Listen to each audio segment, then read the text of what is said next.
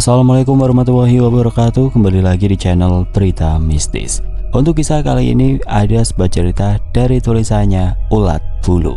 Dan untuk kisah yang akan saya bawakan kali ini, sebuah kisah yang berjudul Sudah dikubur 7 hari, mayat ini pulang minta dimandikan kembali.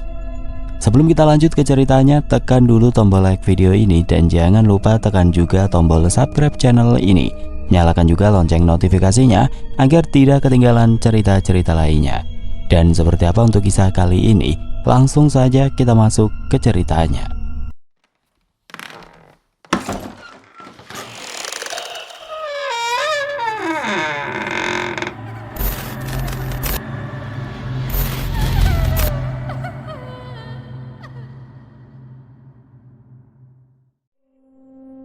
Matahari mulai tenggelam di balik sawah-sawah luas yang menghampar di desa Karangmulya, Indramayu. Udara sore itu terasa lembab, bercampur dengan aroma tanah basah setelah hujan ringan melanda sepanjang siang. Di sebuah rumah sederhana yang berdiri di ujung desa, seorang pemuda bernama Rudi duduk sendirian di depan meja kayu tua. Tangannya memegang secangkir kopi hangat yang sudah dingin karena ia lupa meminumnya. Matanya kosong. Pandangannya tertuju pada foto hitam putih seorang wanita parubaya yang tersenyum lembut dari figura kecil di dinding. Wanita itu adalah Siti, ibunya. 2 minggu lalu Siti meninggal dunia secara mendadak. Kabar kematiannya membuat seluruh desa gempar. Meskipun tidak ada yang tahu pasti apa penyebabnya, ada yang bilang ia jatuh sakit mendadak. Ada pula yang berbisik bahwa ini semua ada hubungannya dengan konflik panjang yang melibatkan beberapa tokoh penting di desa. Namun bagi Rudi, semua teori itu tidak lebih dari omong kosong belaka. Yang ia tahu, 2 minggu lalu ia masih bisa mendengar suara ibunya menyuruhnya membersihkan halaman rumah. Dan sekarang, ia hanya bisa menatap fotonya dalam diam. Rudi bukan orang yang banyak bicara. Sejak kecil ia lebih suka menyendiri daripada bergaul dengan teman-temannya. Ia tumbuh menjadi anak yang pendiam, bahkan cenderung tertutup. Namun di mata Siti, Rudi adalah segalanya. Meski hidup mereka tidak mudah, sebagai buruh tani musiman, penghasilan keluarga mereka pas-pasan, Siti selalu berusaha memberikan yang terbaik untuk anak semata wayangnya. Setiap pagi ia bangun lebih awal untuk menyiapkan sarapan, dan setiap malam ia akan duduk di samping Rudi, membacakan cerita-cerita rakyat dari buku tua yang sering kali robek di beberapa bagian. Namun semua itu kini tinggal kenangan. Rumah yang dulu penuh dengan tawa dan kehangatan kini terasa kosong dan sunyi. Bahkan angin yang masuk melalui celah-celah pintu pun terdengar seperti bisikan pilu yang mengingatkannya pada ibunya. Rudi mencoba mengalihkan perhatian dengan bekerja di sawah atau membantu tetangga. Tapi pikirannya selalu kembali ke satu momen yang tidak bisa ia lupakan. Hari pemakaman ibunya. Pemakaman Siti dilakukan dengan cara tradisional, sesuai adat desa. Menurut kepercayaan setempat, jenazah harus dimandikan dengan ritual khusus agar arwahnya tenang. Namun karena keluarga Rudi tidak mampu membayar dukun spiritual terbaik, mereka hanya meminta bantuan Pak Hamid, salah satu tetua desa, untuk memimpin prosesi pemandian jenazah. Saat itu Rudi merasa ada sesuatu yang tidak beres. Entah kenapa, ia merasakan ketidakikhlasan dalam gerakan Pak Hamid saat memandikan tubuh ibunya. Tapi sebagai anak muda yang belum mengerti banyak hal, ia hanya bisa menelan rasa curiga itu dalam-dalam. Hari-hari setelah pemakaman berlalu begitu saja, Rudi mencoba menjalani rutinitas seperti biasa. Meskipun hatinya terasa kosong, namun ada satu hal yang mulai mengganggunya. Belakangan ini, mimpi-mimpi tentang ibunya. Dalam mimpi itu, Siti selalu tampak murung, wajahnya pucat, dan matanya berkaca-kaca. Ia berulang kali mengulurkan tangan kepada Rudi, seolah ingin mengatakan sesuatu, tapi tidak pernah berhasil mengeluarkan sepatah kata pun. Mimpi itu selalu berakhir dengan suara tangis yang memilukan, membuat Rudi terbangun dengan nafas tersegal-segal di tengah malam. Awalnya Rudi menganggap mimpi itu hanya hasil dari rasa bersalah dan kerinduan yang terlalu besar terhadap ibunya. Tapi semakin sering ia bermimpi, semakin kuat perasaan bahwa ada sesuatu yang salah. Ada sesuatu yang belum selesai, dan entah kenapa, ia mulai merasa bahwa jawaban atas semua ini terkait dengan ritual pemandian jenazah ibunya 2 minggu yang lalu. Di luar sana senja telah sepenuhnya berganti malam. Lampu minyak di ruang tamu mulai redup, tapi Rudy enggan bangkit untuk mengganti sumbunya. Ia hanya duduk diam, menatap foto ibunya, sambil berharap bahwa semua ini hanyalah ilusi. Namun di sudut hatinya yang paling dalam, ia tahu bahwa ini baru permulaan. Sesuatu yang lebih besar sedang menunggunya dan ia tidak yakin apakah ia siap menghadapinya. Malam itu angin bertiup pelan, membawa aroma tanah basah yang masih tersisa di hujan sore itu. Di rumah kecil Rudy, lampu minyak di ruang tamu sudah padam sejak pukul 9 malam. Hanya ada satu lilin kecil yang menyala di kamar tidurnya, memberikan cahaya redup yang cukup untuk membuat bayangan-bayangan aneh bergerak di dinding. Rudy terbaring di kasur tipisnya, mencoba memejamkan mata meskipun pikirannya masih dipenuhi oleh kenangan tentang ibunya. Namun belum sempat ia benar-benar tertidur, suara langkah kaki pelan mulai terdengar dari halaman depan. Awalnya Rudy mengira itu hanya suara angin yang menggoyangkan ranting pohon kelapa di samping rumahnya. Tapi ketika suara itu semakin jelas, langkah-langkah pelan namun pasti, ia mulai merasa ada sesuatu yang tidak beres. Suara itu seperti seseorang berjalan dengan hati-hati di atas tanah basah, meninggalkan jejak-jejak lumpur.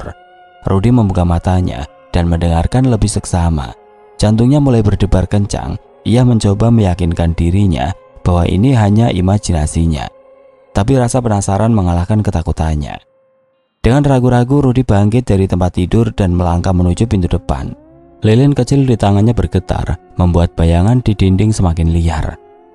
Saat ia membuka pintu perlahan, suara langkah itu tiba-tiba berhenti.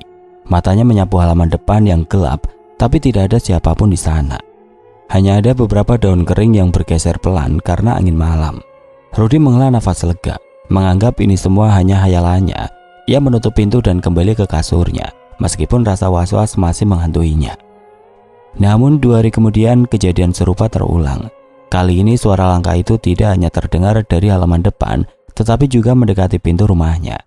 Rudy yang sedang duduk di kursi kayu di ruang tamu langsung menegakkan tubuhnya. Ia menatap pintu dengan waspada, sementara suara langkah itu semakin dekat. Ketika akhirnya pintu terbuka perlahan dengan sendirinya, Rudy nyaris berteriak. Namun yang muncul bukan sosok manusia biasa, melainkan seorang wanita berpakaian putih. Wajahnya tertutup oleh kerudung panjang yang basah, seolah baru saja keluar dari air. Rudy membeku di tempatnya. Wanita itu berdiri diam di ambang pintu, matanya kosong namun menusuk, seakan bisa melihat jauh ke dalam jiwa Rudy. Setelah beberapa detik yang terasa seperti berjam-jam, wanita itu akhirnya berbicara dengan suara parau yang membuat bulu kuduk Rudy berdiri. "Aku belum suci," katanya pelan, hampir seperti bisikan. "Mandikan aku kembali." Rudy merasa kakinya lemas. Ia ingin mundur, tapi tubuhnya seperti terpaku di tempat. Wanita itu menatapnya sejenak sebelum berbalik dan menghilang ke dalam kegelapan malam. Baru setelah wanita itu benar-benar menghilang, Rudy sadar bahwa wanita itu adalah ibunya, Siti. Tubuhnya gemetar hebat saat ia menutup pintu dengan cepat dan mengunci rapat-rapat. Ia kembali ke kasurnya. Tapi malam itu ia tidak bisa tidur sama sekali. Pikirannya dipenuhi oleh pertanyaan-pertanyaan yang tidak terjawab. Apa maksudnya dengan "aku belum suci"? Mengapa ibunya datang sebagai arwah dan apa hubungannya dengan ritual pemandian jenazah 2 minggu yang lalu? Kejadian serupa terus berulang selama 6 malam berturut-turut. Setiap tengah malam, suara langkah kaki itu akan muncul lagi, diikuti oleh kemunculan sosok wanita berpakaian putih. Setiap kali Rudy mencoba mengabaikannya atau menolak permintaannya, wanita itu semakin marah. Pada malam ketiga, Rudy menemukan jejak kaki berlumpur di lantai depan rumahnya. Pada malam keempat, bau tanah basah yang menyengat mulai menguar dari sudut-sudut rumah. Pada malam kelima, sebuah ember tua yang sudah lama digunakan tiba-tiba penuh dengan air keruh, seolah seseorang telah menggunakannya untuk mencuci sesuatu. Rasa takut Rudy mulai bercampur dengan rasa penasaran. Ia mulai mencari jawaban dari warga desa, tapi tidak ada yang mau membicarakannya. Beberapa tetangga bahkan mulai menjauh darinya, menganggap rumahnya terkutuk karena kehadiran arwah Siti. Ada yang bilang bahwa ini adalah kutukan karena ritual pemandian jenazah tidak dilakukan dengan benar. Ada pula yang berbisik bahwa Siti mungkin meninggal dengan dendam yang belum terselesaikan. Namun tidak ada satupun dari mereka yang memberikan jawaban pasti. Pada malam ke-6, Rudy mencoba berbicara langsung dengan sosok itu. Saat wanita berpakaian putih itu muncul di depan pintu, Rudy memberanikan diri untuk bertanya. "Kenapa kau terus datang?" tanyanya dengan suara gemetar. Wanita itu menatapnya dengan mata berkaca-kaca. "Aku belum suci," katanya lagi, kali ini dengan nada lebih keras. "Mereka yang memandikanku tidak suci. Aku tidak bisa tenang sampai kau memperbaiki kesalahan itu." Rudy merasa ada beban berat yang menekan dadanya. Ia mulai menyadari bahwa ini bukan sekedar mimpi buruk atau ilusi. Ini adalah panggilan dari dunia lain.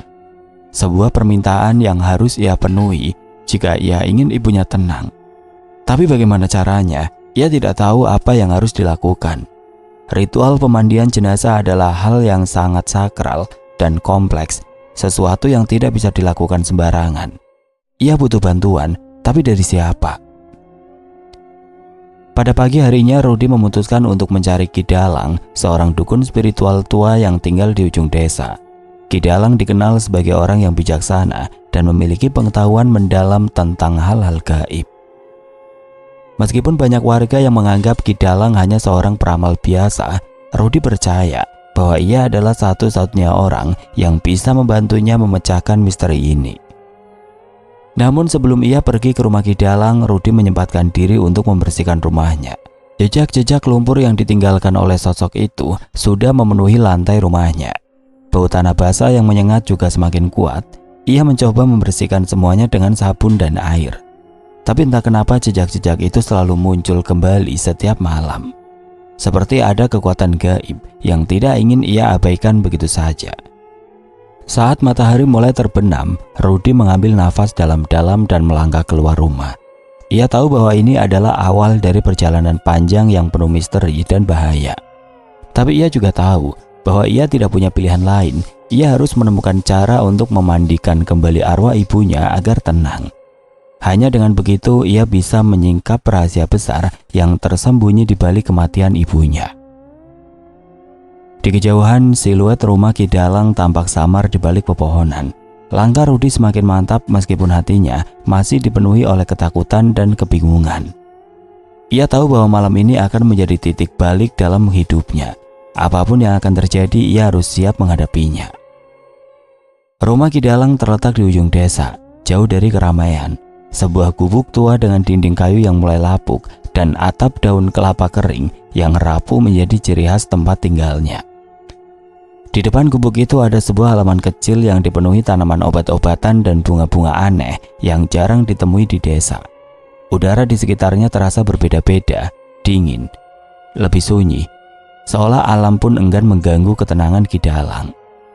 Rudy tiba di sana menjelang senja. Langkahnya pelan tapi mantap, meskipun hatinya masih dipenuhi rasa takut dan ragu. Ia tidak tahu apakah Ki Dalang bisa membantunya atau malah membuat masalah ini semakin rumit. Namun ia tidak punya pilihan lain. Setelah 6 malam berturut-turut diganggu oleh arwah ibunya, Rudy merasa bahwa ini adalah satu-satunya cara untuk menemukan jawaban. Ki Dalang sedang duduk di kursi bambu tua di depan gubuknya saat Rudy datang. Pria itu tampak seperti biasa, rambutnya putih panjang, matanya tajam namun teduh, dan tubuhnya kurus dengan kulit keriput yang menunjukkan usianya yang sudah sangat lanjut. Di tangannya ia memegang sebatang rokok kretek yang hampir habis. Saat melihat Rudy mendekat, Ki Dalang tersenyum tipis, seolah sudah mengetahui kedatangannya sejak lama. "Kau pasti datang untuk urusan ibumu," kata Ki Dalang tanpa basa-basi. Suaranya parau namun penuh wibawa. Rudy terkejut mendengarnya. Bagaimana Anda tahu?" tanyanya dengan nada gemetar. Ki Dalang hanya tertawa kecil, lalu mengisyaratkan Rudy untuk duduk di kursi bambu di sebelahnya. "Aku sudah hidup cukup lama untuk mengetahui banyak hal, nak. Dan aku juga sudah mendengar cerita tentangmu dari warga desa, tentang arwah ibumu yang terus datang setiap malam." Rudy duduk dengan ragu-ragu. Ia tidak yakin harus mulai dari mana. Tapi Ki Dalang tampaknya sudah tahu apa yang ingin ia tanyakan. "Ceritakan saja semuanya," kata Ki Dalang lembut. "Aku akan mendengarkan." Dengan napas dalam-dalam, Rudy mulai menceritakan semua yang terjadi selama 6 malam terakhir.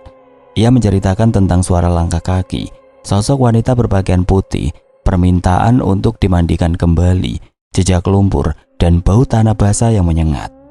Ia juga menceritakan tentang ritual pemandian jenazah 2 minggu lalu yang dilakukan oleh Pak Hamid, tetua desa yang dipercaya untuk memimpin prosesi tersebut. Ki Dalang mendengarkannya dengan tenang, sesekali mengangguk atau menghela nafas panjang. Ketika Rudy selesai bercerita, Ki Dalang diam selama beberapa saat, seolah sedang merenungkan sesuatu. Lalu ia mulai berbicara dengan nada serius. "Ada rahasia besar di balik kematian ibumu," kata Ki Dalang pelan.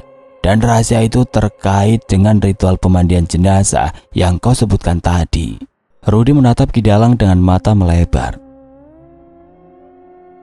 "Apa maksud Anda?" tanyanya dengan suara bergetar. Ki Dalang mengambil nafas dalam-dalam sebelum melanjutkan. "Sebelum meninggal, ibumu sedang menyelidiki kasus pencurian uang desa.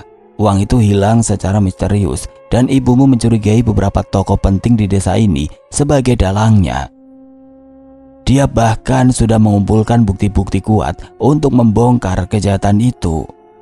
Rudy terdiam. Ia tidak pernah mendengar cerita ini sebelumnya. Selama ini ia hanya tahu bahwa ibunya adalah seorang ibu rumah tangga biasa yang bekerja keras untuk memenuhi kebutuhan keluarga mereka. Ia tidak pernah membayangkan bahwa ibunya terlibat dalam konflik besar seperti ini. Namun, penyelidikan ibumu diketahui oleh para pelaku. Mereka takut jika rahasia itu terbongkar, maka mereka akan kehilangan segalanya. Jadi mereka memutuskan untuk menghentikannya. Rudy merasa tubuhnya membeku. "Maksud Anda, ibuku dibunuh?" Ki Dalang mengangguk pelan. "Itulah yang terjadi. Kematian ibumu bukanlah kecelakaan biasa. Itu adalah pembunuhan yang direncanakan dengan hati-hati. Dan ritual pemandian jenazah yang dilakukan oleh Pak Hamid itu juga bagian dari rencana mereka." Rudy tidak bisa berkata-kata. Pikirannya dipenuhi oleh kemarahan, kesedihan, dan rasa bersalah. Ia merasa bodoh karena tidak menyadari apa yang sebenarnya terjadi pada ibunya. "Tapi kenapa mereka memilih Pak Hamid untuk memandikan jenazah ibuku?" "Pak Hamid adalah salah satu dari mereka," kata Ki Dalang dengan nada tegas.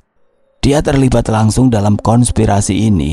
Ritual pemandian jenazah seharusnya dilakukan oleh orang yang suci, yang memiliki niat baik dan hati yang bersih. Tapi Pak Hamid, dia melakukan ritual itu dengan niat buruk. Dia ingin memastikan bahwa arwah ibumu tidak bisa tenang agar rahasia itu tidak terungkap." Rudy merasa dadanya sesak. Ia baru menyadari bahwa ini semua bukan sekedar gangguan gaib biasa. Ini adalah panggilan dari dunia lain, sebuah permintaan untuk memperbaiki kesalahan besar yang telah dilakukan oleh manusia-manusia yang haus keserakahan. "Tapi apa yang harus aku lakukan?" tanya Rudy dengan suara bergetar. "Aku tidak tahu apa-apa tentang ritual pemandian jenazah. Aku bahkan tidak tahu siapa lagi yang bisa aku percaya." Ki Dalang tersenyum tipis. "Aku bisa membantu," katanya pelan. "Aku bisa membimbingmu untuk melakukan ritual pemandian ulang. Tapi ingat, ini tidak akan mudah. Para pelaku kejahatan itu pasti akan mencoba menghalangimu. Mereka tidak ingin rahasia ini terungkap." Rudy menatap Ki Dalang dengan mata penuh tekad. "Aku akan melakukannya," katanya dengan suara mantap. "Aku harus melakukannya untuk ibuku." Ki Dalang mengangguk pelan. "Baiklah, tapi ada satu hal lagi yang harus kau ketahui. Ritual pemandian ulang ini tidak hanya untuk membersihkan arwah ibumu. Ini juga untuk membongkar kebenaran yang mereka coba sembunyikan. Jadi bersiaplah untuk menghadapi segala resiko yang mungkin terjadi." Rudy mengangguk. Ia tahu bahwa ini adalah awal dari perjalanan panjang yang penuh bahaya. Tapi ia juga tahu bahwa ia tidak punya pilihan lain. Ia harus menemukan cara untuk memandikan kembali arwah ibunya agar tenang, sekaligus membongkar kejahatan yang telah merenggut nyawa ibunya. Saat matahari mulai tenggelam, Rudy bangkit dari kursi bambu itu dan melangkah pulang. Hatinya dipenuhi oleh tekad yang kuat, meskipun pikirannya masih dipenuhi oleh pertanyaan-pertanyaan yang belum terjawab. Ia tahu bahwa malam ini akan menjadi titik balik dalam hidupnya. Apapun yang akan terjadi, ia harus siap menghadapinya. Malam itu udara desa Karangmulya terasa lebih dingin dari biasanya. Angin berembus pelan, membawa aroma tanah basah yang masih tersisa dari hujan sore tadi. Di rumah Rudi, lampu minyak di ruang tamu sudah padam sejak pukul 9 malam. Hanya ada satu lilin kecil yang menyala di kamar tidurnya, memberikan cahaya redup yang cukup untuk membuat bayangan-bayangan aneh bergerak di dinding. Rudi duduk di tepi kasur tipisnya, matanya menatap kosong ke arah pintu depan. Ia tahu bahwa malam ini akan menjadi ujian besar baginya. Setelah percakapan dengan Ki Dalang kemarin, Rudi merasa beban di pundaknya semakin berat. Ia tidak hanya harus memandikan kembali arwah ibunya agar tenang, tetapi juga harus menghadapi para pelaku kejahatan yang mencoba menutupi kebenaran.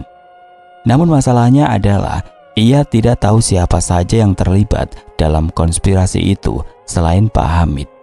Apakah mereka benar-benar sekuat dan seberbahaya yang dikatakan oleh Ki Dalang? Atau mungkin ada sesuatu yang lebih besar yang belum terungkap? Rudi mencoba meyakinkan dirinya sendiri bahwa ia bisa melalui semua ini. Tapi rasa takut dan ragu terus menghantuinya. Ia bahkan mulai mendengar suara-suara aneh di luar rumah, suara ranting patah, langkah kaki pelan, atau bisikan samar yang sulit dimengerti. Setiap kali ia mendekati jendela untuk melihat keluar, tidak ada apapun di sana, hanya kegelapan pekat yang tampak semakin menyesakan.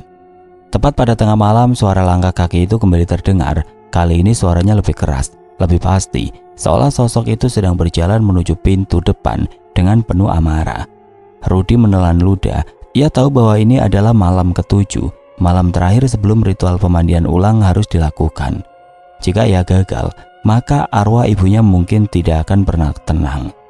Dengan hati-hati Rudi bangkit dari kasur dan melangkah menuju pintu depan. Lilin kecil di tangannya bergetar hebat, membuat bayangan di dinding semakin liar.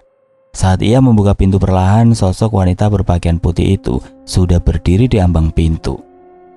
Wajahnya lebih murung daripada sebelumnya, matanya berkaca-kaca dan tubuhnya tampak lebih transparan. Ia menatap Rudi dengan tatapan menusuk, seolah bisa melihat jauh ke dalam jiwanya. "Kenapa kau belum memandikanku?" tanyanya dengan suara parau yang membuat bulu kuduk Rudi berdiri. "Aku sudah menunggu terlalu lama." Rudi mencoba menjelaskan. "Ibu, aku sudah mencari cara. Aku akan melakukan ritual pemandian ulang besok malam, tapi aku butuh waktu." "Tidak ada waktu lagi," potong wanita itu dengan nada marah. Suaranya bergema di seluruh ruangan, membuat Rudi mundur beberapa langkah. "Mereka yang memandikanku dulu tidak suci. Mereka ingin aku menderita. Dan jika kau tidak segera memperbaiki kesalahan itu, maka rahasia ini tidak akan pernah terungkap." Rudi merasa tubuhnya gemetar hebat. Ia tahu bahwa wanita itu benar. Ia tidak punya waktu lagi. Ritual pemandian ulang harus dilakukan secepat mungkin.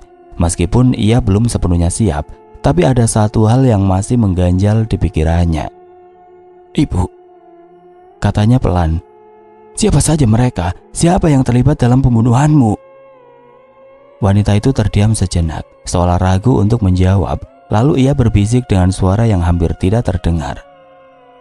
"Pak Hamid bukan satu-satunya, ada orang lain. Orang-orang yang kau anggap baik, orang-orang yang selama ini kau percaya." Rudi merasa seperti disambar petir.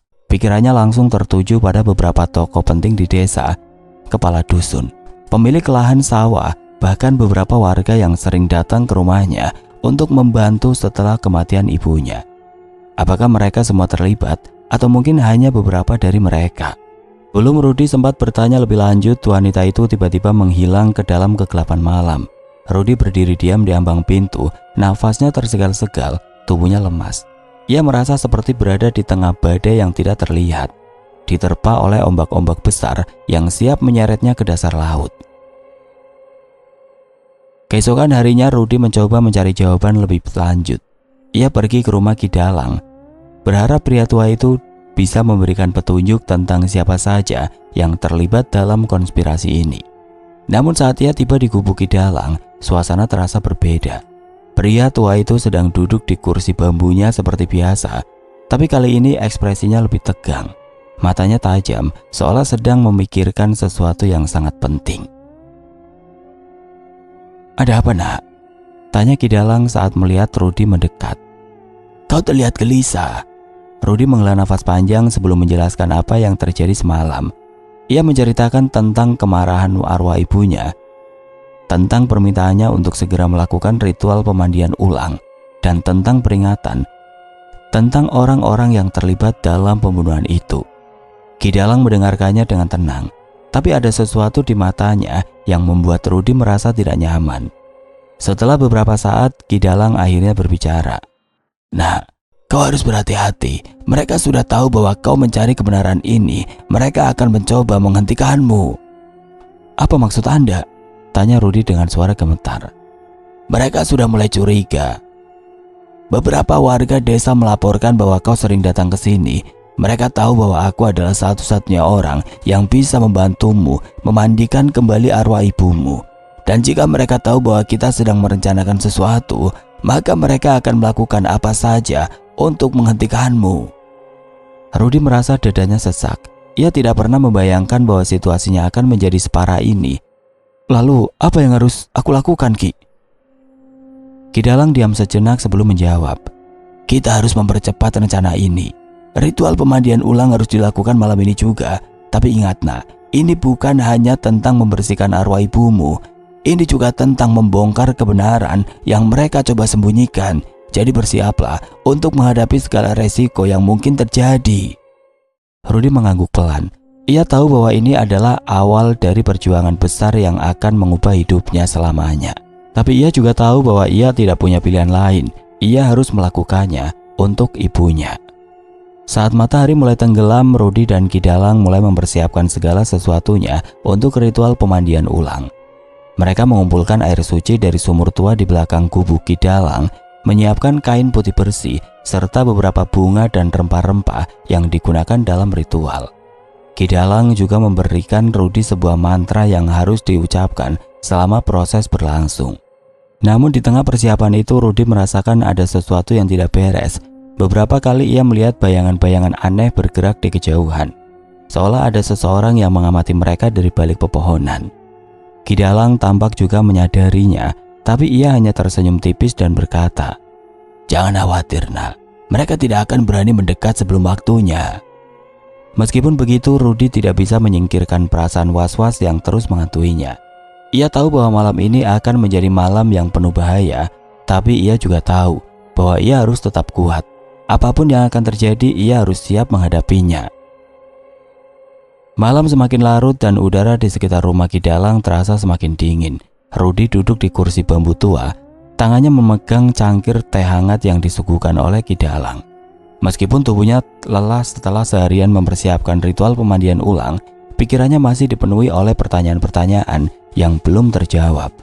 Ia tahu bahwa ritual ini bukan sekedar upacara spiritual biasa. Ini adalah kunci untuk membongkar kebenaran di balik kematian ibunya. Ki Dalang tampak sibuk merapikan bahan-bahan ritual di sudut ruangan.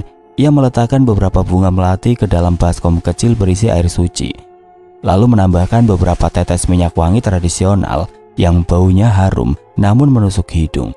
Sesekali ia menghela nafas panjang, seolah sedang memikirkan sesuatu yang sangat penting.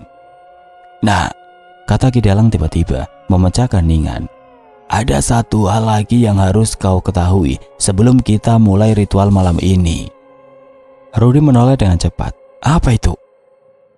Nada suaranya penuh rasa ingin tahu.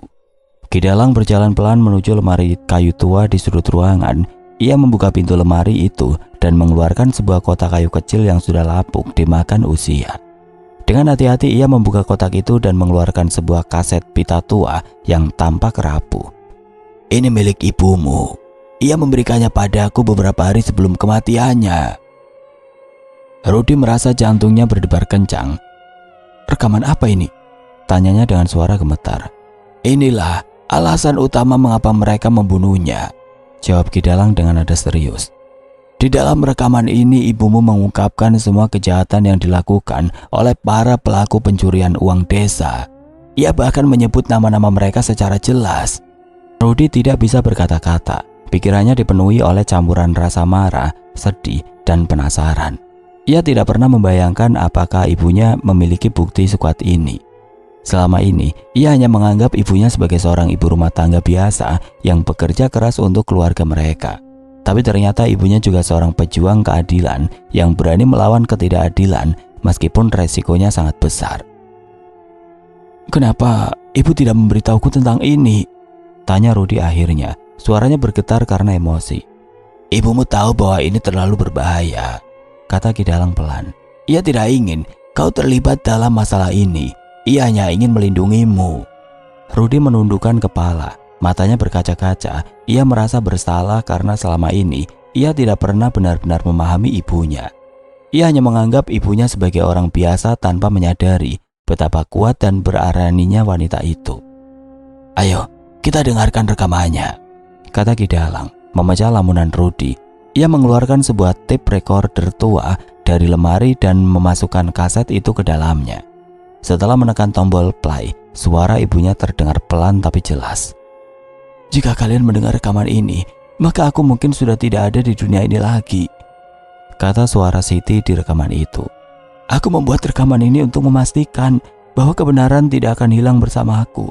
Uang desa telah dicuri oleh beberapa tokoh penting di desa ini. Pak Hamid, Pak Joko, Bu Ratna, dan Pak Karman. Mereka menggunakan uang itu untuk kepentingan pribadi, termasuk membeli lahan sawah baru dan memperkaya diri sendiri. Aku sudah mengumpulkan bukti-bukti kuat tentang transaksi ilegal mereka. Bukti-bukti itu tersimpan di bawah batu nisan makamku. Jika kalian ingin membongkar kebenaran ini, carilah bukti-bukti itu dan bawa ke polisi." Suara rekaman itu tiba-tiba berhenti, meninggalkan keheningan yang menyakitkan di ruangan itu. Rudi duduk diam, tubuhnya gemetar hebat. Ia tidak bisa mempercayai apa yang baru saja didengarnya. Nama-nama yang disebutkan oleh ibunya adalah orang-orang yang selama ini ia anggap baik. Pak Joko, pemilik lahan sawah yang sering membantu keluarganya saat masa panen. Bu Ratna, tetua desa yang sering datang ke rumahnya untuk memberikan nasihat. Bahkan Pak Karman, warga desa yang selalu tersenyum ramah padanya. "Bagaimana bisa mereka melakukan ini?" tanya Rudi dengan suara parau. Aku bahkan tidak pernah membayangkan bahwa mereka bisa sekejam itu."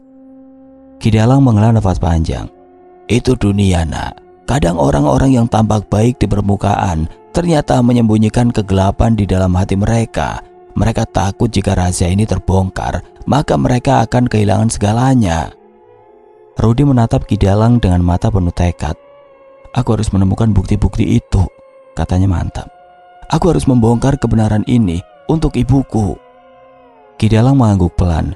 "Tapi ingat, nak, ini bukan tugas yang mudah. Mereka pasti sudah tahu bahwa kau mencari kebenaran ini.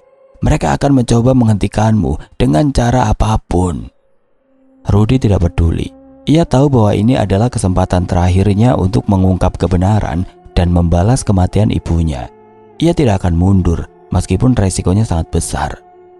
Setelah mendengarkan rekaman itu, Rudi dan Ki Dalang melanjutkan persiapan untuk ritual pemandian ulang.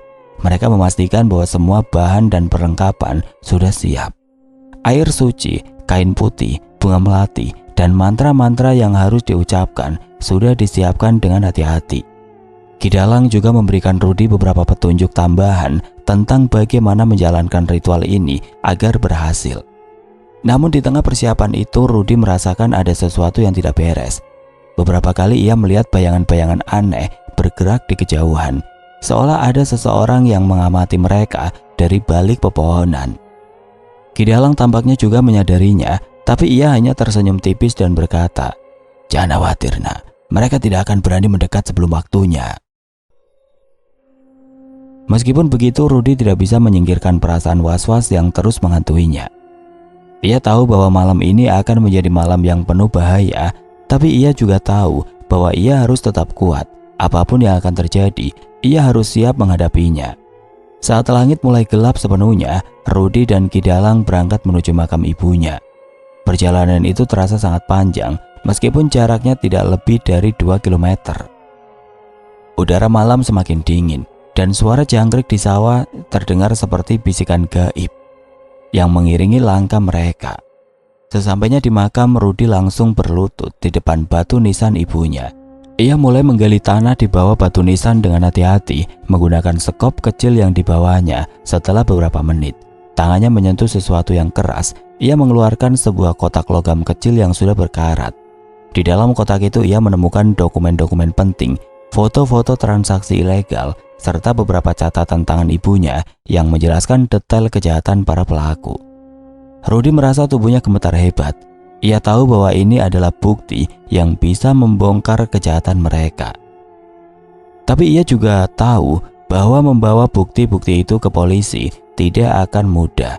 Para pelaku pasti sudah menyiapkan rencana untuk menghentikannya. Di kejauhan, siluet rumahnya tampak samar di balik pepohonan.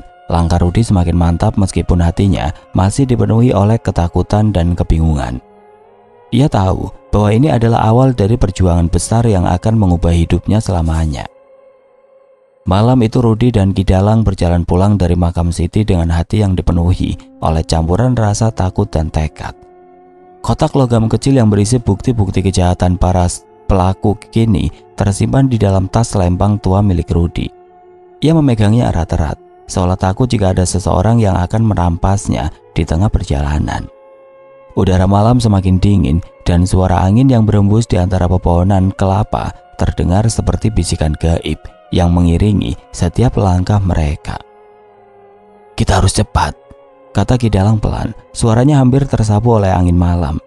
"Mereka pasti sudah tahu bahwa kau menemukan kotak ini." Rudy hanya mengangguk. Ia tidak bisa berkata apa-apa karena pikirannya dipenuhi oleh rencana-rencana yang belum sepenuhnya jelas. Bagaimana cara membawa bukti-bukti ini ke polisi? Apakah polisi akan percaya padanya? Atau mungkin para pelaku sudah menyuap beberapa petugas untuk melindungi mereka? Pertanyaan-pertanyaan itu terus berputar di kepalanya, membuatnya semakin gelisah. Saat mereka melewati sawah-sawah yang luas, Rudy melihat beberapa bayangan aneh bergerak di kejauhan. Awalnya ia mengira itu hanya ilusi atau efek cahaya bulan yang redup. Tapi ketika salah satu bayangan itu mendekat, ia menyadari bahwa itu adalah orang-orang, beberapa warga desa yang tampaknya sedang mengamati mereka dari balik pepohonan. "Ada orang di sana," bisik Rudy kepada Ki Dalang. Nadanya penuh ketegangan. Ki Dalang hanya tersenyum tipis. "Aku sudah menduganya. Mereka ingin memastikan apakah kita benar-benar menemukan sesuatu. Jadi bersikaplah biasa saja. Jangan biarkan mereka curiga." Rudy mencoba menenangkan dirinya. Ia tahu bahwa ini adalah bagian dari permainan besar yang sedang berlangsung. Para pelaku kejahatan ini pasti sudah mulai panik dan mereka akan melakukan apa saja untuk menghentikannya. Namun Rudy juga tahu bahwa ia tidak bisa mundur sekarang. Ini adalah kesempatan untuk membongkar kebenaran dan membalas kematian ibunya. Setibanya di rumah, Rudy langsung masuk ke kamarnya dan menutup pintu rapat-rapat. Ia meletakkan kotak logam itu di atas meja kayu tua, lalu membuka isinya dengan hati-hati. Dokumen-dokumen penting, foto-foto transaksi ilegal, serta catatan tangan ibunya tersebar di atas meja. Rudy membaca setiap detailnya dengan teliti, mencoba memahami bagaimana para pelaku menjalankan skema pencurian uang desa itu. Dari dokumen-dokumen itu ia mengetahui bahwa uang desa yang hilang digunakan untuk membeli lahan sawah baru, membangun rumah mewah, bahkan mendanai proyek-proyek pribadi yang tidak ada hubungannya dengan kepentingan warga desa. Nama-nama yang disebutkan oleh ibunya, Pak Hamid, Pak Joko, Bu Ratna, dan Pak Karman terlibat dalam setiap tahap kejahatan itu. Mereka bekerja sama secara sinematis, saling melindungi satu sama lain agar rahasia ini tidak terbongkar. Namun ada satu hal yang membuat Rudy semakin marah. Dalam salah satu catatan tangan ibunya, tertulis bahwa para pelaku ini bahkan menggunakan uang desa untuk menyuap beberapa pejabat lokal agar mereka tetap aman dari investigasi. Artinya, meskipun Rudy berhasil membawa bukti-bukti ke polisi, ada kemungkinan besar bahwa kasus ini tidak akan diproses dengan adil. "Apa yang harus aku lakukan?" gumam Rudy pelan, matanya menatap kosong pada dokumen-dokumen di depannya. Tiba-tiba suara ketukan pelan terdengar dari pintu depan. Rudy langsung tegak, tubuhnya membeku sejenak. Siapa yang datang tengah malam begini? Ia berjalan pelan menuju pintu, tangannya gemetar saat membuka kunci. Di luar, berdiri seorang pria parubaya yang dikenalnya sebagai Pak Joko, pemilik lahan sawah yang sering membantu keluarganya selama masa panen. "Pak Joko?" tanya Rudy dengan nada heran. "Ada apa, Pak?" Pak Joko tersenyum ramah, tapi ada sesuatu di matanya yang membuat Rudy merasa tidak nyaman. "Maaf mengganggu malam-malam begini, Nak. Aku hanya ingin memastikan apakah kau baik-baik saja. Aku mendengar kabar bahwa kau sering pergi ke makam ibumu belakangan ini. Rudi mencoba menahan diri agar tidak panik. Oh iya Pak, aku hanya merindukan ibu, katanya dengan suara bergetar. Tidak ada yang istimewa. Pak Joko mengangguk pelan, tapi tatapan matanya masih tajam. Baiklah, kalau begitu hati-hati di malam hari ya. Banyak hal aneh terjadi akhir-akhir ini. Setelah itu Pak Joko berbalik dan pergi tanpa mengatakan apa-apa lagi. Rudi menutup pintu dan menguncinya kembali. Nafasnya tersegal-segal. Ia tahu bahwa kedatangan Pak Joko bukan sekedar kunjungan biasa. Pria itu sedang mencoba memastikan apakah Rudi menemukan sesuatu di makam ibunya. Keesokan harinya Rudi memutuskan untuk bertemu dengan beberapa warga desa yang ia percaya. Salah satunya adalah Mas Andi, seorang pemuda yang bekerja sebagai buruh tani di sawah milik Pak Joko. Mas Andi dikenal sebagai orang yang jujur dan tidak terlibat dalam konflik politik di desa. Rudi berharap bahwa ia bisa membantu menyebarkan kebenaran ini kepada warga lainnya.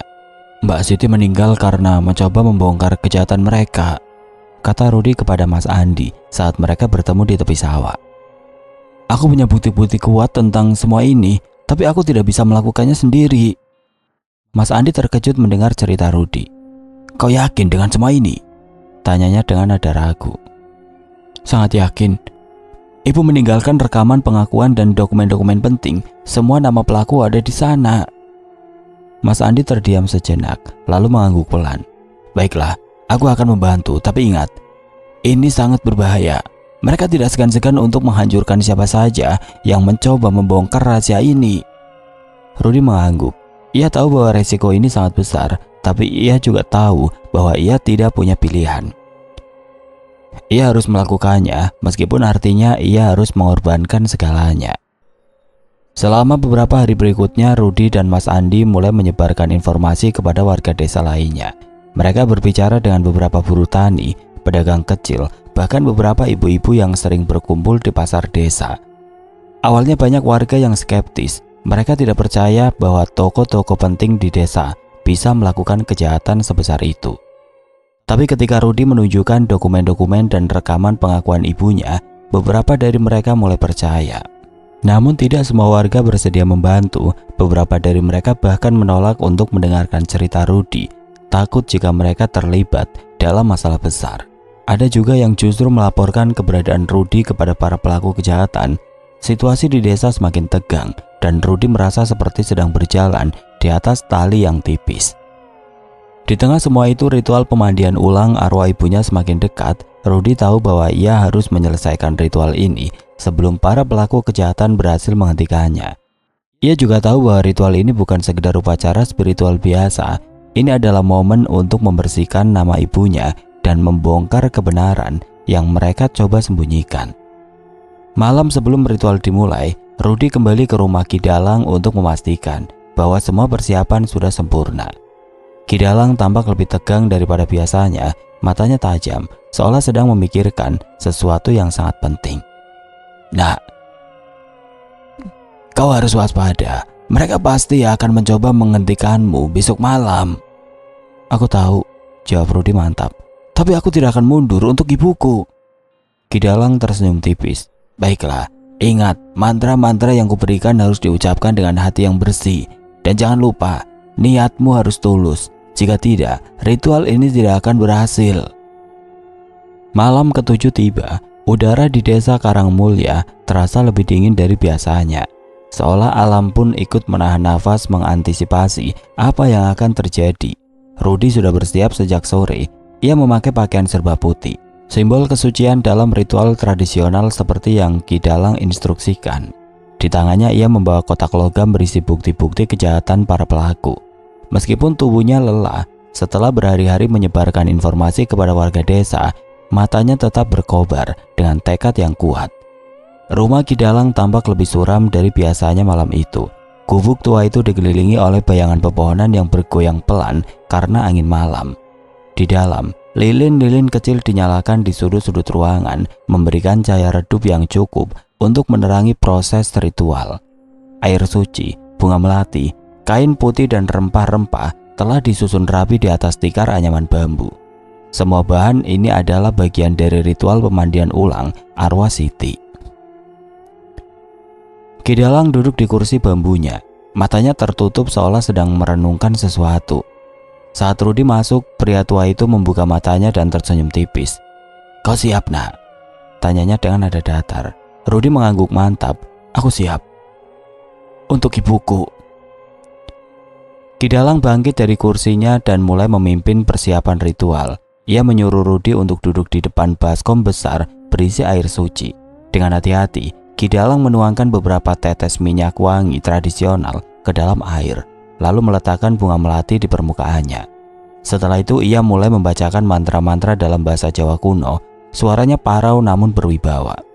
"Ingat, nak, niatmu harus tulus. Pikirkan ibumu dan ucapkan doa-doa agar arwahnya bisa tenang."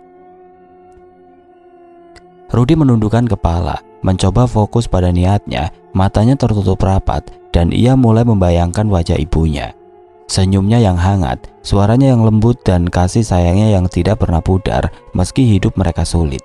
Namun saat mantra-mantra Kidalang semakin intens, Rudi mulai merasakan ada sesuatu yang tidak beres.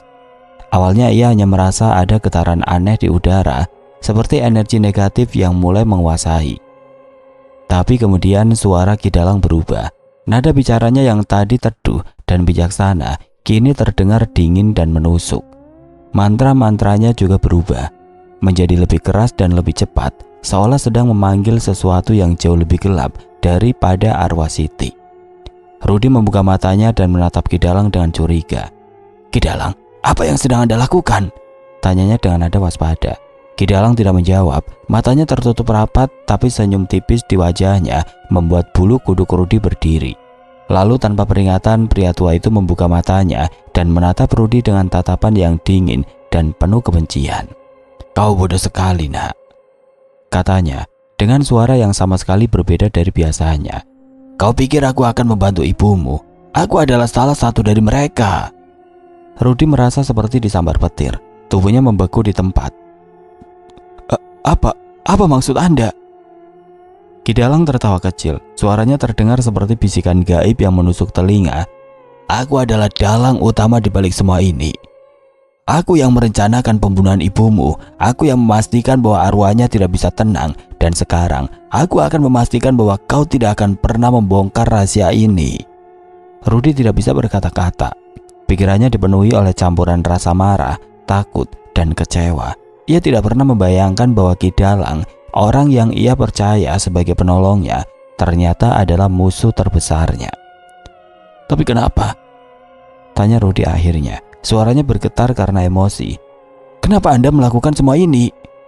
Kidalang tersenyum sinis. "Uang, nak. Uang dan kekuasaan itu adalah dua hal yang membuat dunia ini berputar. Dan aku tidak akan membiarkan siapapun menghancurkan rencanaku." Sebelum Rudi sempat bereaksi, Kidalang tiba-tiba berdiri dan berjalan mendekatinya. Di tangannya, ia mengeluarkan sebilah pisau kecil yang tampak tajam. "Maafkan aku, nak," katanya dengan nada dingin. "Tapi kau harus mati." Rudi mundur beberapa langkah, tubuhnya gemetar hebat. Ia tahu bahwa ini adalah momen hidup atau mati baginya, tapi ia juga tahu bahwa ia tidak bisa menyerah begitu saja. Dengan cepat ia meraih salah satu lilin yang menyala di sudut ruangan dan melemparkannya ke arah Kidalang. Lilin itu jatuh ke lantai, menyulut api kecil yang mulai menjalar ke tikar anyaman bambu. Kidalang terkejut, tapi ia tidak panik. Ia berusaha memadamkan api dengan kakinya, tapi api itu terlalu cepat menyebar. Ruangan mulai dipenuhi oleh asap tebal, membuat visibilitas semakin buruk. Rudi memanfaatkan kekacauan ini untuk melarikan diri. Ia berlari ke pintu keluar, tapi Kidalang berhasil menangkapnya dari belakang. "Kau tidak akan bisa lolos," bentak Kidalang, mencoba menarik Rudi kembali ke dalam gubuk. Namun Rudi tidak menyerah. Dengan semua kekuatannya ia mendorong Kidalang ke arah api yang semakin membesar. Pria itu terjatuh ke dalam kobaran api, meraung kesakitan saat pakaiannya mulai terbakar. Rudi tidak sempat melihat lebih lama. Ia langsung berlari keluar dari gubuk, meninggalkan Kidalang di tengah kobaran api yang semakin besar. Di luar, Rudi berhenti sejenak untuk menarik nafas dalam-dalam. Tubuhnya gemetar hebat dan nafasnya tersegal-segal. Ia tidak bisa mempercayai apa yang baru saja terjadi. Kidalang, orang yang ia percaya sebagai penolongnya, ternyata adalah dalang utama di balik semua kejahatan ini. Dan sekarang pria tua itu sedang terbakar hidup-hidup di dalam gubuknya sendiri. Namun Rudi tidak punya waktu untuk berlama-lama memikirkan nasib Kidalang. Ia tahu bahwa para pelaku lainnya pasti sudah mengetahui apa yang terjadi. Mereka akan mencoba menghentikannya dengan cara apapun. Dengan langkah cepat Rudi berlari menuju rumahnya, berharap ia bisa menyelesaikan ritual pemandian ulang arwah ibunya sebelum semuanya terlambat. Saat ia tiba di rumah, ia langsung masuk ke kamarnya dan mengeluarkan kotak logam yang berisi bukti-bukti kejahatan para pelaku. Ia tahu bahwa ini adalah satu-satunya cara untuk memastikan bahwa kebenaran tidak akan hilang bersamanya. Dengan hati-hati ia menyembunyikan kotak itu di tempat yang aman, lalu mulai mempersiapkan ritual pemandian ulang sendiri. Tanpa Kidalang, ritual ini akan jauh lebih sulit. Tapi Rudi tidak punya pilihan lain, ia harus melakukannya sendiri, meskipun resikonya sangat besar. Dengan air suci yang ia sisakan dari persiapan sebelumnya, ia mulai membacakan mantra-mantra yang ia ingat dari Kidalang. Suaranya gemetar, tapi niatnya tetap tulus. "Aku akan membersihkanmu, Bu," gumam Rudi, matanya berkaca-kaca. "Aku akan memastikan bahwa arwahmu bisa tenang." Di tengah ritual, sosok wanita berpakaian putih muncul di depannya. Wajahnya lebih tenang daripada sebelumnya, matanya tidak lagi murung. "Terima kasih, Nak," katanya dengan suara lembut. "Aku akhirnya bisa tenang." Setelah itu sosok itu menghilang ke dalam kegelapan malam. Rudi duduk diam di tempatnya, tubuhnya lemas karena kelelahan. Ia tahu bahwa ini belum berakhir, para pelaku kejahatan masih ada di luar sana. Dan mereka pasti akan mencoba menghentikannya. Tapi ia juga tahu bahwa ia sudah melakukan apa yang harus dilakukan untuk ibunya. Malam semakin larut dan api membakar gubuk Kidalang masih menyala di kejauhan. Asap tebal mengepul tinggi di langit, menciptakan siluet merah kehitaman yang tampak mengerikan dalam gelapnya malam. Rudi duduk di lantai kamar, tubuhnya gemetar hebat. Meskipun ritual pemandian ulang sudah selesai, ia tahu bahwa ini bukan akhir dari perjuangannya. Api yang menghanguskan Kidalang adalah awal dari badai yang akan datang. Saat itu suara ketukan keras terdengar dari pintu depan. Rudi langsung tegak, nafasnya tersegal-segal. Siapa lagi yang datang tengah malam seperti ini? Dengan hati-hati ia berjalan menuju pintu dan membuka kunci pelan-pelan. Di luar berdiri beberapa warga desa, Mas Andi, Bu Siti tetangga sebelah, dan beberapa orang lain yang Rudi kenal sebagai buruh tani dan pedagang kecil di pasar desa. "Rudi, apa yang terjadi?" tanya Mas Andi dengan nada khawatir. "Kami melihat api dari arah rumah Kidalang." Rudi terdiam sejenak. Pikirannya bergejolak. Apakah ia harus memberitahu mereka tentang pengkhianatan Kidalang, atau apakah ini hanya jebakan dari para pelaku untuk memastikan bahwa ia tidak bisa melanjutkan rencananya? Aku baru saja keluar dari sana," jawab Rudi akhirnya. Suaranya bergetar. "Kidalang, dia mencoba menghentikanku." Wajah-wajah warga itu langsung berubah. Ada rasa takut, ada juga kemarahan yang mulai muncul di mata mereka. "Apa maksudmu, Nak?" tanya Bu Siti dengan nada ragu. "Kidalang selalu dikenal sebagai orang baik. Bagaimana mungkin dia adalah dalang utama di balik semua ini," potong Rudi dengan suara mantap. "Dia yang merencanakan pembunuhan ibuku. Dia yang memastikan bahwa arwah ibuku tidak bisa tenang, dan malam ini dia mencoba membunuhku." Para warga saling bertukar pandang, seolah sulit mempercayai apa yang baru saja mereka dengar. Namun ada satu hal yang membuat mereka yakin bahwa Rudi tidak berbohong. Kotak logam kecil yang Rudi pegang erat-erat di tangannya, kotak itu tampak rusak sedikit karena tergesek saat ia melarikan diri dari gubuk Kidalang, tapi isinya masih utuh. "Apa itu?" tanya salah satu warga, matanya tertuju pada kotak logam itu. "Inilah bukti-bukti kejahatan mereka. Di dalamnya ada dokumen-dokumen, foto-foto transaksi ilegal, dan rekaman pengakuan ibuku. Semua nama pelaku ada di sini." Mas Andi maju selangkah, matanya tajam. "Kalau begitu kita harus membawa ini ke polisi," katanya mantap. "Tapi ingat, Nak, mereka pasti sudah menyiapkan segalanya untuk melindungi diri mereka sendiri. Kita harus hati-hati." Rudi mengangguk. Ia tahu bahwa ini adalah resiko besar, tapi ia juga tahu bahwa ini adalah kesempatan terakhirnya untuk membongkar kebenaran. "Baiklah, tapi kita harus cepat. Mereka pasti sudah tahu bahwa Kidalang gagal menghentikanku." Tanpa menunggu lebih lama, rombongan kecil itu langsung bergerak menuju kantor polisi di pusat desa. Jaraknya tidak terlalu jauh, tapi perjalanan itu terasa sangat panjang karena ketegangan yang menyelimuti mereka. Setiap kali mereka melewati rumah-rumah warga, lampu-lampu di dalam rumah itu padam, seolah pemiliknya sedang mengawasi mereka dari balik tirai. Beberapa kali mereka mendengar suara-suara aneh seperti bisikan atau langkah kaki dengan mengikuti mereka dari belakang. Sesampainya di kantor polisi, mereka disambut oleh seorang petugas muda bernama Aibda Budi. Wajahnya tampak lelah, tapi ada kehangatan di matanya yang membuat Rudy merasa sedikit lega. "Ada apa, Mas?" tanya Aibda Budi dengan nada ramah. "Kami ingin melaporkan sebuah kasus pencurian uang desa," kata Rudy dengan suara mantap, "dan kami punya bukti-bukti kuat untuk membongkarnya." Aibda Budi terkejut mendengar pernyataan itu. "Pencurian uang desa? Bukti apa?" Budi membuka kotak logam itu dan menunjukkan dokumen-dokumen serta rekaman pengakuan ibunya kepada Aibda Budi. Petugas muda itu membaca setiap detailnya dengan teliti. Wajahnya semakin tegang seiring waktu. Ketika ia mendengarkan rekaman pengakuan ibu Rudy, matanya melebar. Ini sangat serius," kata Aibda Budi pelan. "Tapi aku tidak bisa memproses ini sendirian. Aku harus melaporkan kepada atasan." "Tapi jangan sampai mereka tahu dulu," seru Mas Andi dengan nada cemas. "Mereka pasti sudah menyuap banyak orang di sini." Aibda Budi mengangguk pelan. "Aku mengerti. Biarkan aku yang mengurus ini. Kalian tunggu di sini." Setelah itu Aibda Budi masuk ke ruang kerjanya dan mulai menelpon atasannya. Rudy dan rombongan warga duduk di kursi-kursi plastik di ruang tunggu, menunggu dengan perasaan was-was. Beberapa menit berlalu tanpa ada kabar apapun. Udara di ruangan itu terasa semakin sesak dan suara jam dinding yang berdetak pelan terdengar seperti palu yang memukul-mukul kepala mereka. Akhirnya pintu ruang kerja terbuka dan Aibda Budi keluar bersama dua orang polisi senior. Salah satunya adalah Kapolsek Desa Karangmulya, seorang pria parubaya bernama AKP Rahmat. Wajahnya tampak serius dan matanya tajam seperti elang yang sedang memburu mangsanya. "Jadi, ini benar-benar terjadi?" tanya AKP Rahmat dengan nada dingin. "Kalian yakin dengan semua ini?" Rudy maju selangkah, matanya penuh tekad. "Iya Pak, ini semua benar. Kami punya bukti-bukti kuat dan jika Anda tidak segera bertindak, maka keadilan tidak akan pernah tercapai." AKP Rahmat terdiam sejenak, lalu mengangguk pelan. "Baiklah, kami akan memproses ini, tapi ingat, ini sangat berbahaya. Kalian harus siap menghadapi konsekuensinya." Rudy dan rombongan warga mengangguk mantap. Mereka tahu bahwa ini adalah pertaruhan besar, tapi mereka juga tahu bahwa ini adalah satu-satunya cara untuk membongkar kebenaran.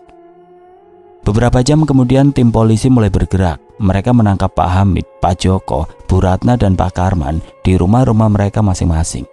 Para pelaku kejahatan itu tampak panik, tapi mereka tidak bisa berbuat apa-apa ketika dibawa ke kantor polisi. Dokumen-dokumen dan rekaman pengakuan Ibu Rudy menjadi bukti kuat yang membuat mereka tidak bisa berkutik. Namun situasi di desa tidak langsung tenang. Beberapa warga yang merasa terancam mulai menyerang Rudy dan rombongan warga yang membantu membongkar kebenaran ini. Ada yang melempari rumah mereka dengan batu, ada yang juga yang mengancam akan membakar ladang mereka. Tapi Rudy dan teman-temannya tidak gentar. Mereka tahu bahwa ini adalah harga yang harus dibayar untuk keadilan. Di tengah semua itu, Rudy merasa ada sesuatu yang berbeda di udara. Arwah ibunya tidak lagi datang kepadanya. Ia merasa bahwa Siti akhirnya bisa tenang, meninggalkan dunia ini dengan damai. Tapi meskipun demikian, ada satu hal yang masih mengganjal di pikirannya. Apakah semua ini benar-benar berakhir? Atau mungkin ada sesuatu yang lebih besar yang belum terungkap? Beberapa hari setelah penangkapan para pelaku kejahatan, suasana di desa Karangmulya mulai berangsur-angsur pulih. Warga desa yang awalnya skeptis dan takut kini mulai membicarakan kasus pencurian uang desa secara terbuka. Rumah-rumah yang tadinya sepi karena ketakutan, kini kembali ramai dengan suara percakapan dan tawa anak-anak. Namun bagi Rudy, semua ini tidak sepenuhnya membawa kedamaian. Ada sesuatu dalam hatinya yang masih mengganjal, seolah ada bayangan gelap yang belum sepenuhnya hilang. Pagi itu Rudy memutuskan untuk pergi ke makam ibunya. Ia membawa sekop kecil, sapu lidi, dan beberapa kuntum bunga melati untuk membersihkan area makam. Langkahnya pelan tapi mantap, matanya menatap jalan tanah yang berdebu. Di bawah sinar matahari pagi, udara segar membawa aroma tanah basah yang sudah lama tidak ia rasakan. Ia merasa seperti sedang berjalan menuju sebuah tempat penting yang akan menentukan hidupnya selanjutnya. Sesampainya di pemakaman, Rudy langsung berlutut di depan batu nisan ibunya. Dengan hati-hati ia mulai membersihkan daun-daun kering dan debu yang menempel di permukaan batu nisan. Tangannya menyapu perlahan, mencoba menghapus jejak-jejak waktu yang telah meninggalkan bekas pada batu itu. Di tengah proses pembersihan, ia menemukan sesuatu yang aneh. Sebuah celah kecil di bagian bawah batu nisan yang tampak seperti sengaja disembunyikan. Rudy mengerutkan dahi. Apa ini? Gumamnya pelan. Dengan hati-hati ia menggunakan sekop kecil untuk menggali tanah di sekitar celah itu. Setelah beberapa saat, tangannya menyentuh sesuatu yang keras. Ia mengeluarkan sebuah amplop tua yang sudah mulai lapuk dimakan usia. Amplop itu tertutup rapat, tapi ada tulisan tangan ibunya di bagian depan untuk Rudy. Jika aku tidak ada lagi. Jantung Rudy berdebar kencang. Ia membuka amplop itu dengan hati-hati, khawatir jika isinya rusak. Di dalamnya ia menemukan secari kertas yang ditulis dengan tinta hitam yang sudah mulai pudar. Tulisan itu pendek, tapi setiap kata terasa seperti pukulan keras di dadanya. Jangan percaya siapapun, nak, bahkan mereka yang kau anggap baik. Rudy membeku di tempatnya, pikirannya dipenuhi oleh pertanyaan-pertanyaan yang tidak terjawab. Apa maksud ibunya dengan pesan ini? Apakah ini hanya peringatan umum tentang dunia yang keras dan penuh tipu daya? Atau mungkin ada sesuatu yang lebih besar yang belum terungkap? Ia mencoba meyakinkan dirinya bahwa semua ini sudah berakhir. Para pelaku kejahatan sudah ditangkap, bukti-bukti sudah diserahkan kepada polisi, dan arwah ibunya akhirnya bisa tenang. Tapi pesan itu terus terngiang di kepalanya, membuatnya merasa tidak nyaman. Apakah ada orang lain yang terlibat dalam konspirasi ini? Atau mungkin ada rahasia lain yang belum ia ketahui? Setelah beberapa saat termenung, Rudy memutuskan untuk melanjutkan pembersihan makam. Ia menatap bunga melati di atas batu nisan, lalu berdoa sejenak untuk ibunya. Matanya berkaca-kaca, tapi ia mencoba menahan air mata agar tidak jatuh. Ia tahu bahwa ibunya ingin melihatnya kuat meskipun situasinya sulit. Saat ia bangkit dari posisi berlutut, suara langkah kaki pelan terdengar dari belakang. Rudy menoleh cepat, tubuhnya tegang. Di sana berdiri Mas Andi, wajahnya tampak cemas. "Ada apa, Mas?" tanya Rudy dengan nada waspada. Mas Andi mendekat perlahan, matanya menatap makam Siti dengan rasa hormat. "Aku hanya ingin memastikan kau baik-baik saja. Setelah semua yang terjadi, aku khawatir kau merasa sendirian." Rudy tersenyum tipis. "Aku baik-baik saja. Tapi ada sesuatu yang menggangguku." "Apa itu?" Rudy menunjukkan secari kertas yang ia temukan di bawah batu nisan. Mas Andi membacanya dengan seksama. Wajahnya berubah menjadi serius. Ini aneh," katanya. "Kenapa Mbak Siti meninggalkan pesan seperti ini?" "Itulah yang aku pikirkan. Apakah ini hanya pengingat umum, atau mungkin ada sesuatu yang lebih besar?" Mas Andi terdiam sejenak, lalu menghela nafas panjang. "Kita harus hati-hati, nak. Mungkin ada orang lain yang terlibat dalam masalah ini. Mungkin ada rahasia lain yang belum kita ketahui." Rudy mengangguk pelan. Ia tahu bahwa Mas Andi benar. Dunia ini penuh dengan kebohongan dan tipu daya, dan tidak semua orang bisa dipercaya. Tapi ia juga tahu bahwa ia tidak bisa mundur sekarang. Jika ada rahasia lain yang harus dibongkar, maka ia harus siap menghadapinya. Setelah beberapa saat berbincang dengan Mas Andi, Rudy memutuskan untuk pulang. Ia berjalan pelan di jalanan tanah yang sama. Pikirannya dipenuhi oleh pertanyaan-pertanyaan yang belum terjawab. Sesampainya di rumah, ia langsung masuk ke kamarnya dan duduk di tepi kasur. Matanya menatap kosong pada secari kertas di tangannya. Pesan itu terus terngiang di kepalanya, membuatnya merasa seperti sedang berdiri di tepi jurang yang dalam. Di malam harinya Rudy mencoba tidur, tapi pikirannya terus berputar. Ia tidak bisa berhenti memikirkan tentang pesan ibunya. Apakah ini hanya peringatan umum tentang dunia yang keras, atau mungkin ada sesuatu yang lebih besar yang belum terungkap? Pertanyaan-pertanyaan itu terus menghantuinya, membuatnya sulit memejamkan mata. Akhirnya Rudy bangkit dari kasurnya dan duduk di depan meja kayu tua. Ia mengambil secari kertas lain dan mulai menulis. Ia mencatat semua nama-nama yang terlibat dalam kasus pencurian uang desa, semua fakta yang telah ia ketahui, dan semua pertanyaan yang belum terjawab. Ia tahu bahwa ini adalah satu-satunya cara untuk menjaga dirinya tetap fokus. Jika ada rahasia lain yang harus dibongkar, maka ia harus siap menghadapinya. Di tengah malam yang sunyi, suara angin berembus pelan, membawa aroma tanah basah yang menyegarkan. Rudy menatap keluar jendela. Matanya menatap kosong pada kegelapan malam. Ia tahu bahwa perjuangannya belum sepenuhnya berakhir. Ada sesuatu yang masih mengganjal di hatinya, sesuatu yang belum terungkap. Namun meskipun demikian, ia merasa ada kekuatan baru yang tumbuh di dalam dirinya. Ia tahu bahwa ia tidak bisa mundur sekarang. Jika ada rahasia lain yang harus dibongkar, maka ia harus siap menghadapinya. Untuk ibunya, untuk keadilan. Di kejauhan, siluet rumahnya tampak samar di balik pepohonan. Langkah Rudy semakin mantap meskipun hatinya masih dipenuhi oleh ketakutan dan kebingungan. Ia tahu bahwa ini adalah awal dari perjuangan besar yang akan mengubah hidupnya selamanya. Pagi itu matahari bersinar cerah di desa Karangmulya. Udara segar membawa aroma tanah basah yang masih tersisa dari hujan semalam.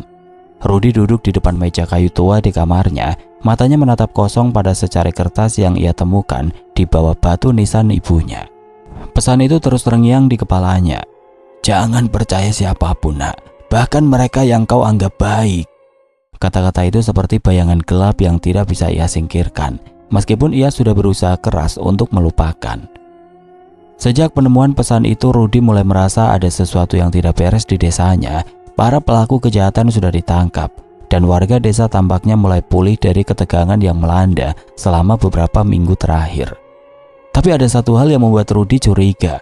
Beberapa warga yang sebelumnya mendukungnya kini mulai menjauh.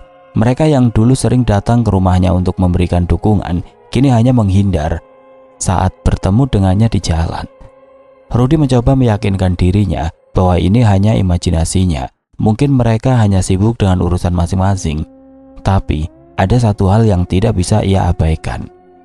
Mas Andi, orang yang paling ia percaya setelah Ki Dalang, juga mulai berubah. Pria itu jarang terlihat di desa akhir-akhir ini, dan ketika mereka bertemu, Mas Andi tampak cemas, seolah sedang menyembunyikan sesuatu. Ada apa, Mas? Tanya Rudy suatu sore saat mereka bertemu di tepi sawah. Mas Andi tersenyum tipis, tapi senyum itu tidak sampai ke matanya. Tidak ada apa-apa, nak. Aku hanya sibuk belakangan ini. Rudy menatapnya dengan curiga. Kau yakin? Kau tampak seperti sedang memikirkan sesuatu. Mas Andi terdiam sejenak, lalu menghela nafas panjang. Baiklah. Ada sesuatu yang harus aku bicarakan denganmu, tapi bukan di sini. Ayo, kita pergi ke tempat yang lebih sepi. Rudy mengikuti Mas Andi ke sebuah gubuk tua di ujung desa. Tempat itu tampak tidak terawat, dengan dinding kayu yang mulai lapuk dan atap daun kelapa yang rapuh.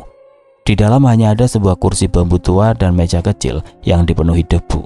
Mas Andi duduk di kursi itu, matanya menatap kosong ke arah Rudy. Apa yang ingin kau katakan, Mas? Tanya Rudy dengan nada waspada. Mas Andi mengambil nafas dalam-dalam sebelum berbicara. Nah, aku sebenarnya terlibat dalam masalah ini. Rudy merasa seperti disambar petir, tubuhnya membeku di tempatnya. Apa maksudmu? Mas Andi menundukkan kepala, matanya berkaca-kaca. Aku bukan orang baik seperti yang kau kira. Aku adalah salah satu dari mereka. Rudy tidak bisa berkata-kata. Pikirannya dipenuhi oleh campuran rasa marah, kecewa, dan bingung. Kenapa kau melakukan ini? Suaranya bergetar karena emosi. Aku tidak punya pilihan. Mereka mengancamku. Jika aku tidak membantu mereka, mereka akan menghancurkan keluargaku. Aku hanya buruh tani biasa, nak. Aku tidak punya kekuatan untuk melawan mereka. Rudy terdiam sejenak, mencoba mencerna semua yang baru saja didengarnya. Ia tahu bahwa Mas Andi bukan orang jahat. Pria itu hanya korban dari sistem yang tidak adil. Tapi tetap saja pengkhianatan ini sulit diterima. Lalu kenapa kau membantuku membongkar kasus ini? Karena aku merasa bersalah, jawab Mas Andi dengan suara parau. Aku tahu bahwa ini adalah kesempatan terakhir untuk memperbaiki kesalahan yang telah aku lakukan. Aku tidak ingin hidup dengan beban ini selamanya. Rudy menghela nafas panjang. Ia tahu bahwa Mas Andi tidak sepenuhnya salah, tapi ia juga tahu bahwa ini adalah risiko besar. Jika orang lain mengetahui bahwa Mas Andi membantu membongkar kasus ini, maka nyawanya bisa dalam bahaya. Baiklah, aku akan menjaga rahasia ini. Tapi ingat, Mas, jika kau berbohong padaku lagi, maka aku tidak akan segan-segan melaporkanmu. Mas Andi mengangguk mantap. Terima kasih, nak. Aku janji tidak akan berbohong lagi. Setelah percakapan itu, Rudy merasa ada beban berat yang hilang dari pundaknya. Tapi ada satu hal yang masih mengganjal di hatinya. Apakah ini benar-benar akhir dari semua masalah ini? Atau mungkin ada sesuatu yang lebih besar yang belum terungkap? Beberapa hari kemudian, Rudy memutuskan untuk pergi ke kantor polisi untuk memastikan bahwa kasus ini benar-benar selesai. Saat ia tiba di sana, ia disambut oleh Aibda Budi, petugas muda yang pertama kali mendengarkan laporannya. "Ada apa, Mas?" tanya Aibda Budi dengan nada ramah. "Aku hanya ingin memastikan bahwa kasus ini sudah selesai. Apakah para pelaku sudah diadili?" "Ya, mereka sudah diadili, tapi ada satu hal yang harus kamu ketahui." "Apa itu?" "Ada satu nama lagi yang kami temukan dalam dokumen-dokumen yang kau serahkan," kata Aibda Budi dengan nada serius. "Nama itu adalah Pak Rahmat, Kapolsek Desa Karangmulyan." Rudy merasa seperti disambar petir untuk kedua kalinya. Tubuhnya membeku di tempatnya. "Apa maksudmu?" "Pak Rahmat adalah salah satu dalang utama di balik semua ini. Dia yang memastikan bahwa kasus ini tidak pernah terungkap selama bertahun-tahun. Tapi sekarang kami sudah mengumpulkan cukup bukti untuk menangkapnya."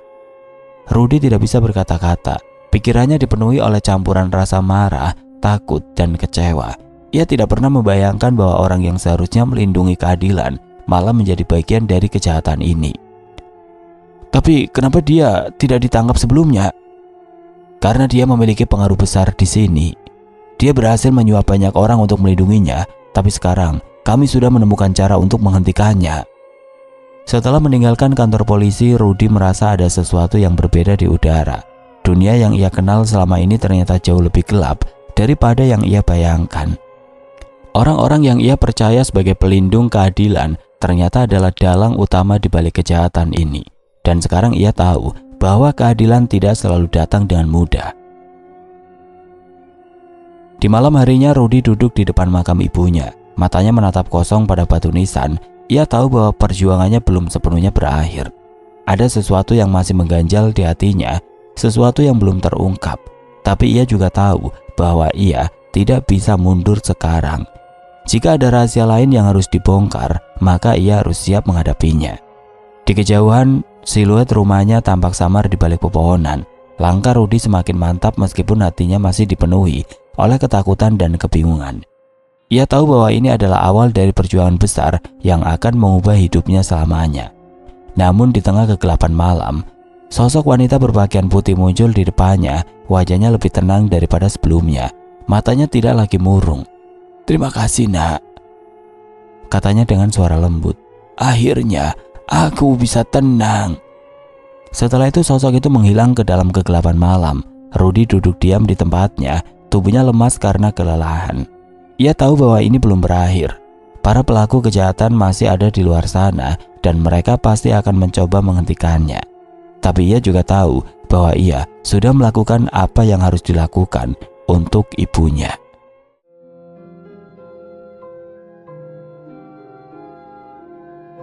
Oke teman-teman, sekian untuk kisah kali ini. Bagaimana menurut kalian tentang kisah ini? Tulis komentar kalian di kolom komentar. Dan buat teman-teman yang baru bergabung, jangan lupa untuk like, comment, share, serta subscribe channel ini. Dan nantikan kisah-kisah horor berikutnya tetap di channel Berita Mistis. Wassalamualaikum warahmatullahi wabarakatuh.